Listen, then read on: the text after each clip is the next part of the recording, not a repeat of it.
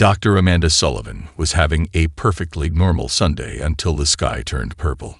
She had been hunched over her computer in the MIT quantum physics lab, reviewing the same failed dimensional phase shift equations that had gotten her laughed out of DARPA 3 years ago. The autumn sunlight streaming through the windows suddenly shifted, bathing her workspace in an alien glow.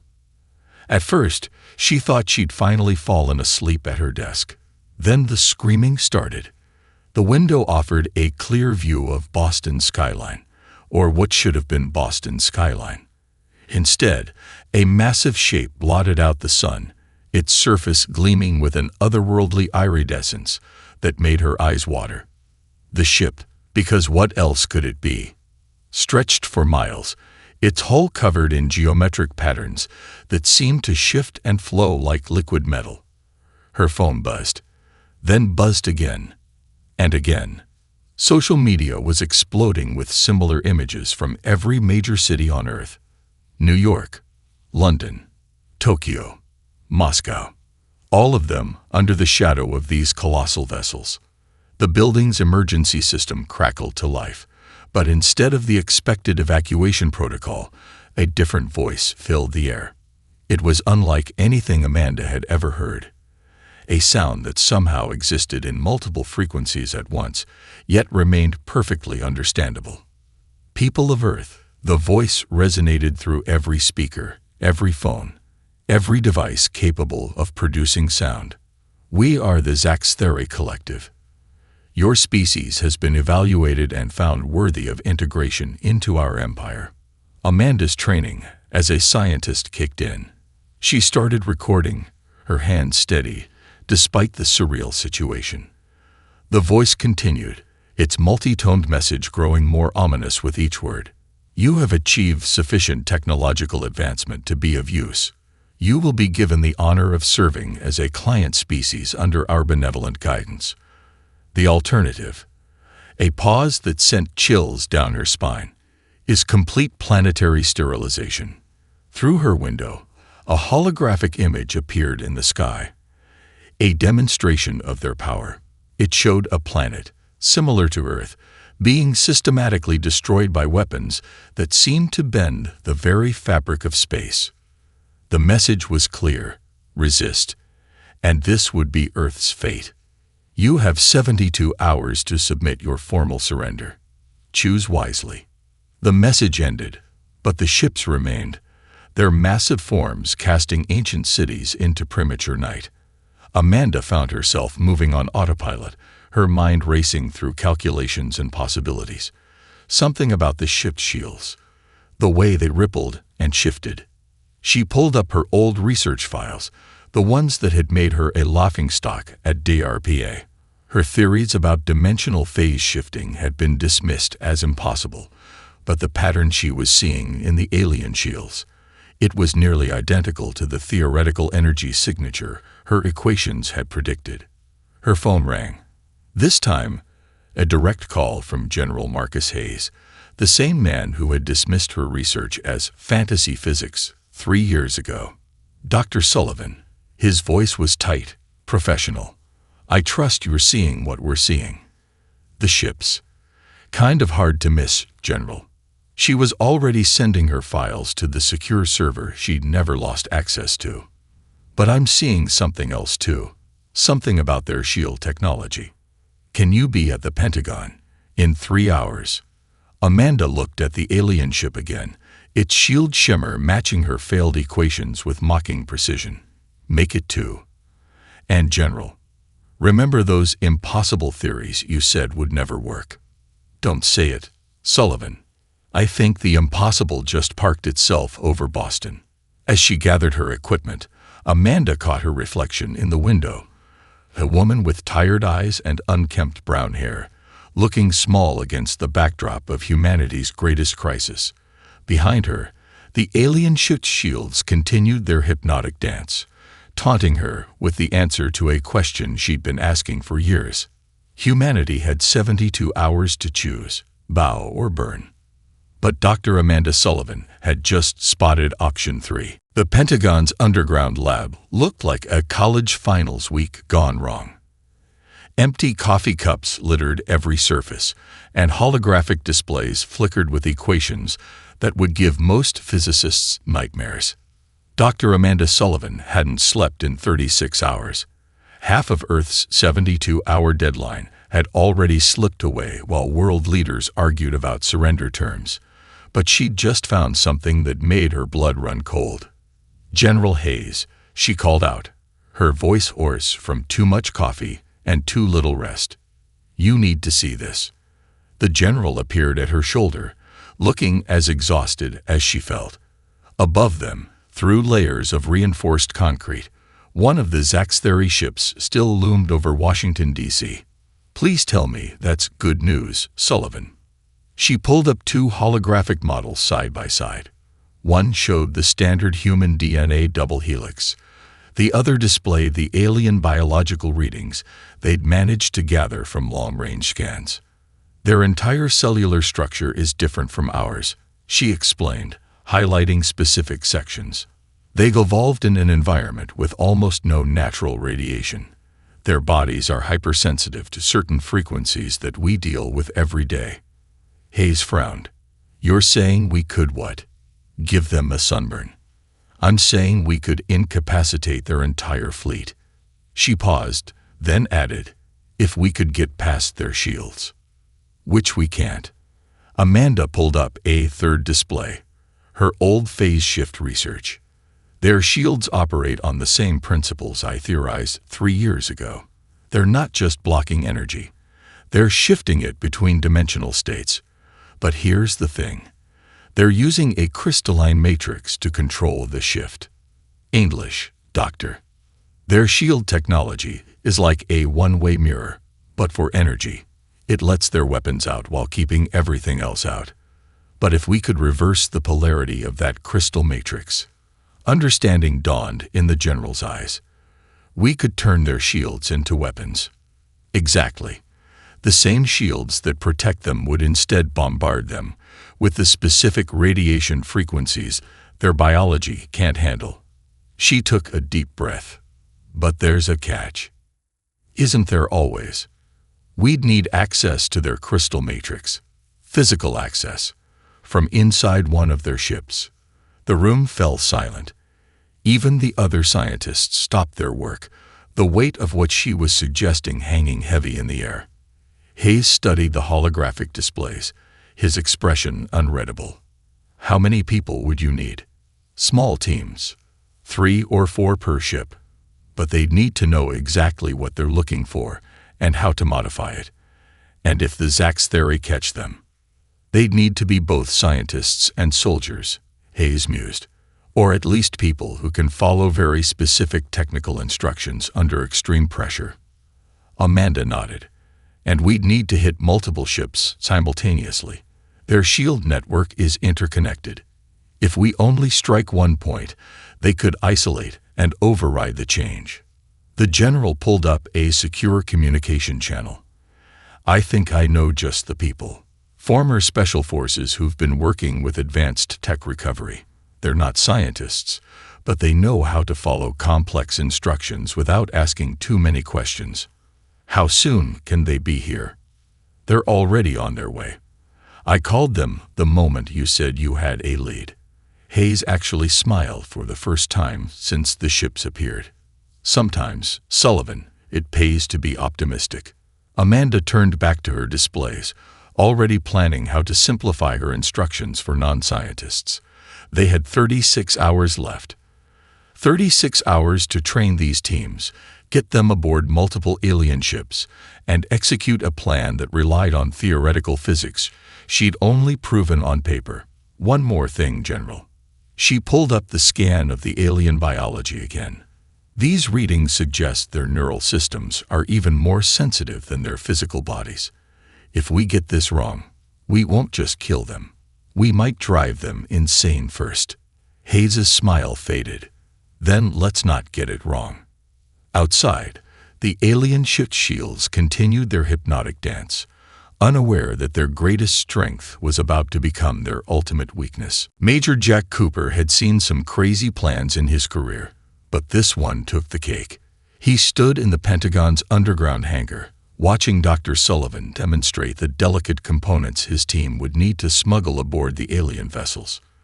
"Remember," she said, holding up a crystal that seemed to absorb light rather than reflect it, "these have to be assembled in exact sequence.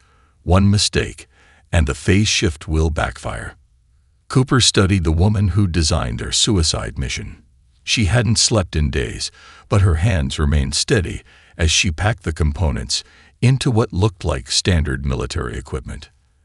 "And you're sure they won't detect these?" he asked, tapping the modified rifle that would hide part of the device. "Their scanners are looking for energy signatures. These are inert until combined." She paused, meeting his eyes. "But if they do a physical inspection, they won't." Cooper checked his watch. 24 hours until the deadline. They're too arrogant for that. Across the hangar, 5 other teams were going through the same briefing. 30 of Earth's best, about to attempt the impossible. Cooper recognized some faces, veterans from Black Ops in countries that officially didn't have wars. "Jack," a familiar voice called out.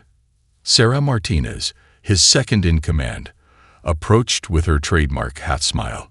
"Still think this is better than retirement. Beats growing tomatoes." He didn't mention the real reason he'd volunteered. The sister he'd lost when the Zax theory first arrived. Seattle had been their example city, a demonstration of power that had left a mile-wide crater where his family home had once stood. The hangar's massive screens showed their targets. 6 Zax theory ships in different cities. Each team would stage an attack, intentionally get captured. And then, well, that's where things got interesting. Dr. Sullivan called for everyone's attention. The Zax theory will be expecting resistance. They want it, need it, even. It justifies their superiority complex. What they won't expect is the nature of our attack. She pulled up a holographic display of their ship's interior, based on long-range scans. Their brig is here, near their shield generator's control room. They'll think they're being clever, keeping prisoners close to their most critical systems.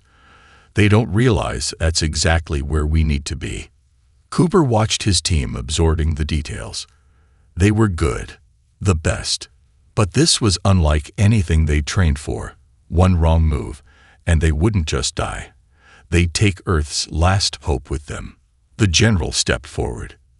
"The Chinese, Russians, and Europeans are launching similar desperate attacks. The Zax theory will see a planet making its last, futile stand. Their arrogance will be their downfall. Assuming we don't screw up the assembly," Martins muttered. "That's why you've got me," said Technical Sergeant Wei Chen, their resident tech expert. He'd spent the last 24 hours practicing the assembly until he could do it blindfolded. "Just get me to their shield controls. I'll handle the rest." Cooper did one final equipment check. The components were hidden in plain sight, disguised as power cells, weapon parts, even a canteen. Separately, they were harmless. Together, they'd either save the planet or, well, if they failed, Earth was dead anyway. 5 minutes, the general called out. "Get to your transport ships." Dr. Sullivan approached Cooper's team one last time. "Remember, once you're inside, you'll have roughly 2 hours before the final surrender ceremony. The devices must be active before then." Cooper nodded, then asked the question that had been nagging at him. "What makes you so sure they won't just kill us on sight?" "Because that's not how they operate." She handed him the last component, a crystal no larger than his thumbnail. "They want to show us our place in their empire. They want witnesses to their magnificence. Their mistake." Cooper pocketed the crystal and turned to his team. "Mount up. Time to go get captured by some aliens." As they boarded their transport, he heard Martinez behind him. "You know, when I joined Special Forces, this wasn't in the brochure." Cooper smiled grimly. In less than an hour, they'd either be dead or making history. Somehow, both options felt better than surrender. The Zax theory brig was everything Cooper had expected. cold, sterile, and arrogantly unguarded. Their captors hadn't even bothered to remove their disabled equipment, just as Dr. Sullivan had predicted. "Well," Martins whispered, nursing a bruise from their staged resistance, "getting captured was the easy part." Cooper scanned the circular chamber. Other cells held more humans from failed attacks around the globe, exactly as planned. But what caught his attention were the non-human prisoners. In the cell across from them, a tall crystalline being studied them with multifaceted eyes. Its silicon-based body seemed to shimmer with internal light. Next to it, a smaller creature with iridescent scales and 4 arms worked on something hidden from view. "You are not like the others," the crystalline being said, its voice a harmonic whisper. "You've allowed yourselves to be captured." Chen tensed, but Cooper had expected this. Dr. Sullivan's intel had mentioned other enslaved species, and you're not just prisoners. You're waiting for something. The crystal being's surface rippled in what might have been a smile. "I am Seatel, once chief engineer of the Nexari Free States. My friend here is Kira, a Cathera geneticist. And you?" It paused, light patterns shifting. "You carry components of a phase shift device." Martinez's hand moved to her hidden weapon, but Cooper raised a hand. "If you knew, why haven't you told them?" "Because we have waited centuries for someone to challenge them correctly." The 4-armed Cathera, Kira, moved closer to their force field. "The Zaxtheri's greatest weakness is their certainty that they have none." A door hissed open. A Zaxtheri guard entered. Tall, gray-skinned, with eyes that seemed to see everything and nothing. Cooper noticed how both alien prisoners immediately adopted submissive postures. The guard passed their cells, performing a perfunctory check. As soon as it left, Seatel spoke again. "We can help you reach the shield controls. We've been mapping their systems for years, but lacked the means to act." "Why should we trust you?" Chen asked, already unpacking their hidden components. Kira made a sound like chiming bells, apparently a laugh. "Because in 20 minutes, the guard change will bring Commander Vextra. Unlike this one, she's not an idiot. She'll order a full scan of your equipment." Cooper checked his watch. "The surrender ceremony was in 90 minutes. You said you can get us to the controls." Seatel's crystalline body pulsed with light patterns. "Better. I can show you how to access their secondary systems through this cell block." The Zaxtheri never bothered to change the access codes I installed during construction. They never expected a mere slave to retain such knowledge. Kira added with another bell-like laugh. Cooper made his decision. "Chen, start assembly." Martinez, watch the door. "How many other teams are in position?" A series of light flashes from other cells answered him, coded signals from the other human teams. All present, all waiting. "One problem," Seatel said as Chen worked. "There's a quantum link between the shield generator and the bridge. Someone will need to sever it before the device can work." "And let me guess," Martins said, "that's a suicide mission." "Not with my help." Kira's scales shifted colors. "My species can tolerate their security fields. I can get someone up there through the maintenance tubes." Cooper thought of his sister, of Seattle's crater. "I'll go." "Jack," Martins started. "Finish the assembly. When I give the signal, everyone activates at once." He turned to Kira. "How do we get out of this cell?" Seatel's body hummed. "Watch." The force field flickered as hidden crystals in the alien's body resonated with its frequency. A gap appeared, just large enough to slip through. "Commander Vextra arrives in 15 minutes, Kira said, already moving toward a hidden panel. "The bridge is 4 levels up. We'll need to move fast." Cooper grabbed the essential components from Chen. "If I'm not back in 20 minutes, we'll activate anyway," Martins finished. "Try not to die, boss." As Cooper followed Kira into the darkness of the maintenance tube, he heard Cecil beginning to guide Chen through some modifications to their device. Above them, the mighty Zaxtheri Empire continued its victory preparations, unaware that its greatest defeat would come from the very species it had enslaved. The maintenance tube felt like it was getting narrower with every level they climbed. Cooper following Kira's graceful four-armed ascent, the alien scales shifting colors to match the surrounding metal. "Stop," Kira whispered, her scales pulsing a warning red. "Security scan incoming." They pressed against the tube's wall as a wave of energy passed through the ship. Cooper held his breath, the components from Chen's device feeling like they were burning a hole in his pocket. "Clear," Kira said after an eternity. "But Vextra has reached the cell block. We need to move faster." Meanwhile, in the brig, Martins watched through the force field as the commander strode in. Vextra was different from the other Zaxtheri, shorter, but moving with a predatory grace that set off every warning bell in Martinez's combat-trained mind. "The humans have been unusually active," Vextra said to her guard, her multi-tone voice carrying an edge of suspicion. "Begin full scans of their equipment." Chen caught Martinez's eye. The device was only half assembled, hidden behind their group's huddled formation. They needed 5 more minutes. They didn't have 5 minutes. "Now would be good."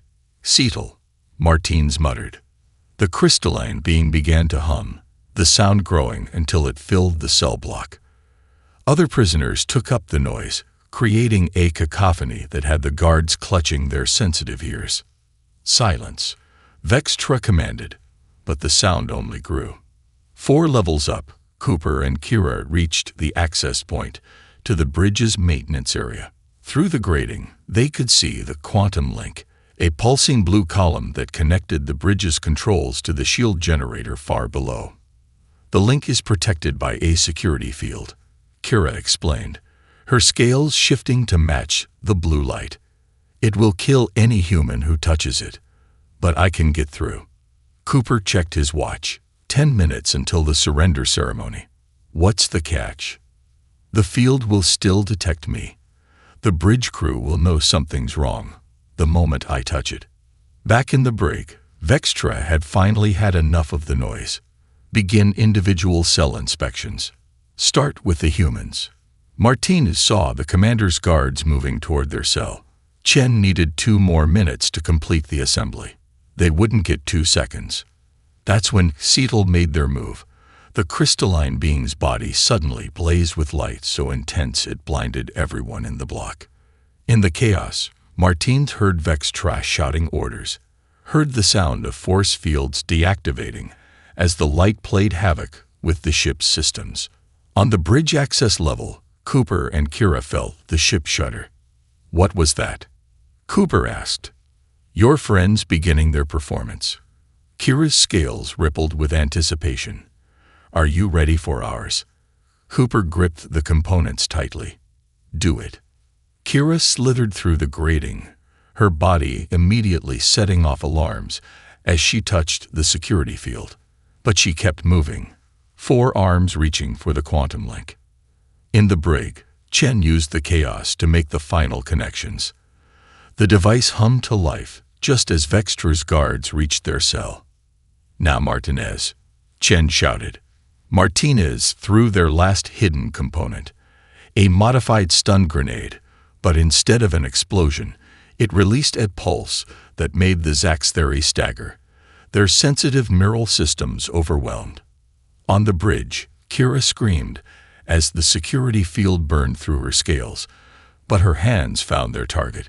With a sound like shattering glass, the quantum link broke. "Cooper," her voice was filled with pain. "Finish it." Cooper already had the final component ready. As alarms blared throughout the ship, as chaos erupted in the brig, as the surrender ceremony countdown reached its final minutes, he made the connection that would either save Earth or doom it.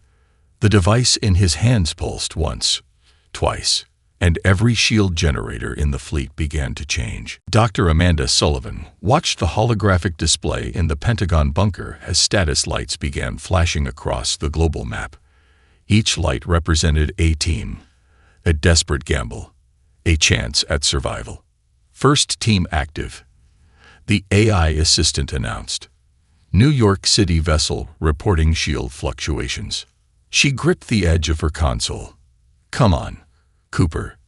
Aboard the Washington ship, Cooper's device hummed with increasing power. The bridge above had erupted into chaos as warning systems screamed about the broken quantum link. Kira lay beside him, her scales charred but still shifting weakly with colors. Is it working? She whispered. Cooper checked the readings. Power levels rising. But something's wrong. The frequency isn't stabilizing. In the brig, Martinez and Chen had bigger problems.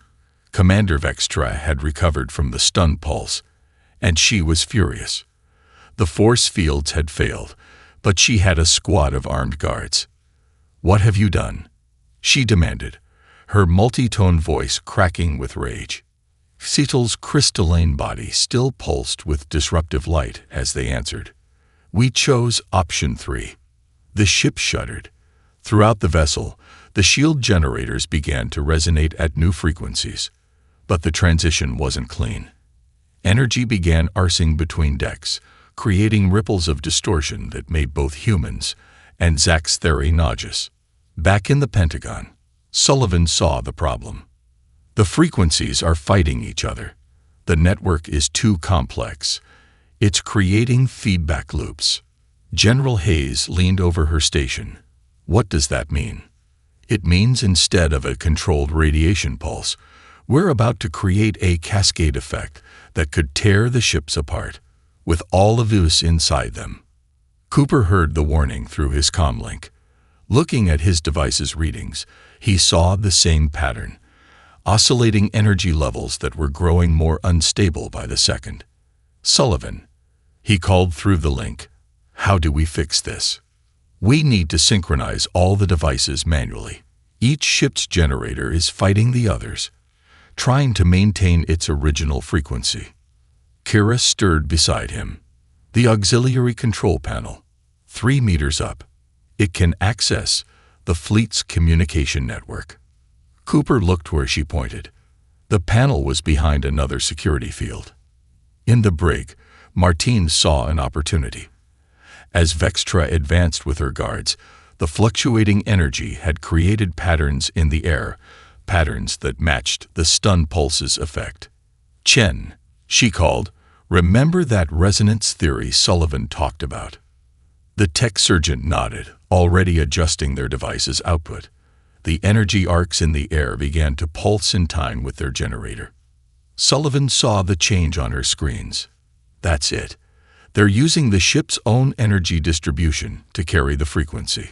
Cooper watched as the security field before him began to flicker in the same pattern. Kira's eyes widened. They're synchronizing the ship's internal systems. The security fields are failing. He didn't wait. Moving past the weakened field, Cooper reached the panel and began the network access sequence Kira had taught him during their climb. Throughout the fleet, other teams saw the same effect. The chaotic energy patterns suddenly shifted, finding a common resonance. The shields, instead of fighting each other, began to pulse in unison. Commander Vextra felt it first. She staggered, her neural system already detecting the changed radiation. What? What is this? This? Zetel said, their crystalline body now pulsing in time with the ship's shields, is revolution. The synchronized pulse hit every Zach's theory simultaneously.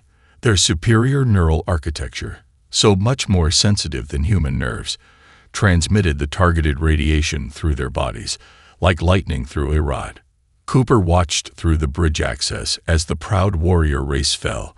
Their own shield technology turned against them in a way they had never imagined possible.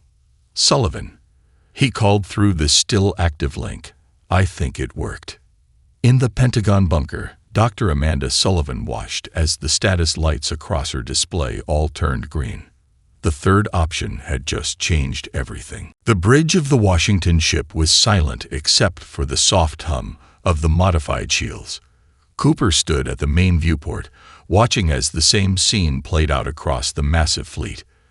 Thousands of ships, their once impenetrable defenses now turned into the very thing that had brought low their masters. Status report from all teams. Martinez's voice crackled through the comm. The brig is secure. Chen's already working on distributing the shield modifications to the rest of the fleet. Kira had insisted on being taken to the bridge despite her injuries. Her scales, though still burned in places, rippled with colors Cooper had never seen before. Freedom, she explained, noticing his gaze. My people haven't displayed these colors in centuries. Below in the main control center, Cetal's crystalline form interfaced directly with the ship's systems. Their light patterns danced as they accessed long lock networks, spreading the modified shield frequencies to every vessel in range. We're getting reports from ships all over the system. Dr. Sullivan's voice came through from the Pentagon. The effect is spreading faster than we anticipated. The entire command structure of the Zaxtheri fleet is, well, they're not dead, but they won't be giving orders anytime soon. Cooper watched as shuttles began moving between the ships. On each vessel, the story was the same. Freed slave species taking control, while their former masters lay incapacitated by their own technology.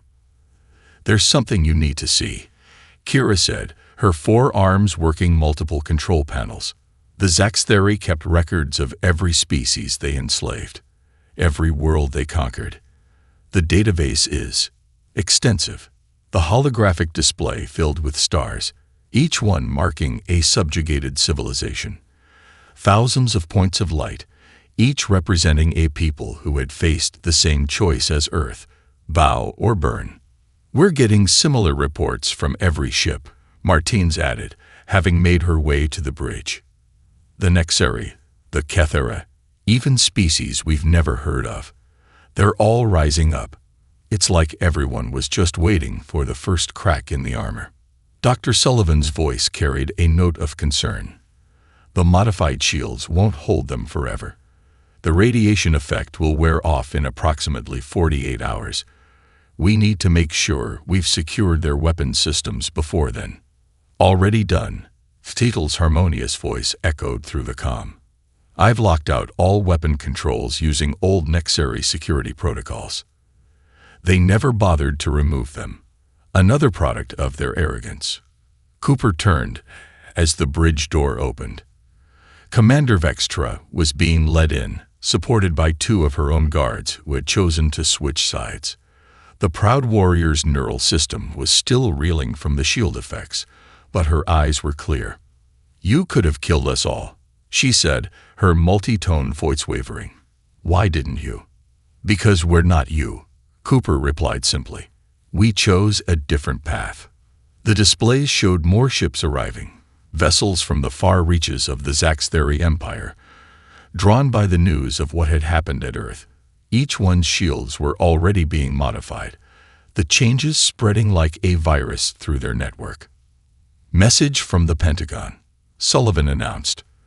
The President wants to open diplomatic channels with the freed species. She's proposing a conference to discuss the formation of a new interstellar alliance. Kira's scales shifted to a deep blue of contemplation.